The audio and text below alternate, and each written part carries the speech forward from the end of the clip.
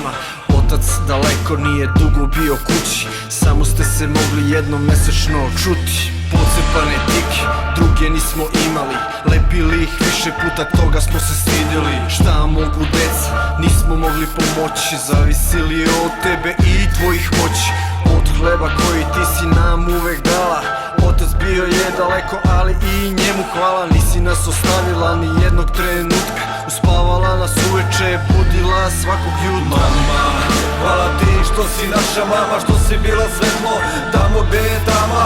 Mama, život zna biti drama, hvala ti što si uvek sa nama.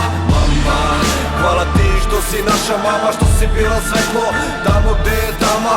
Mama, život zna biti drama, hvala ti što si uvek sa nama. Skrivala si tugu od nas, sećam se toga, u nepoznato nama prva bila je tvoja noga. Nije bilo svejedno, gledajući oko nas, ljudi imali su sve, čekala si očev glas, željno da ga vidiš, da bude lakše. Njega dugo nije bilo, brisala si suze naše, on je bio daleko, u potrazi za hlebom, uvek istim redom, pod tuđim nebom. Javio se on ponekad, slao nešto para, a pričali su svi da je on vara. Sad kad sam odrastao, vidim stvari jasnije, tad moj dečiji glas nije mogao glasnije. Promenio bih nešto, a možda i ne bi, ipak hvala Bogu, ocu i tebi. Znalo je da bude teško, ponekad i tesno, zbog toga smo i sad takvi kakvi jesmo.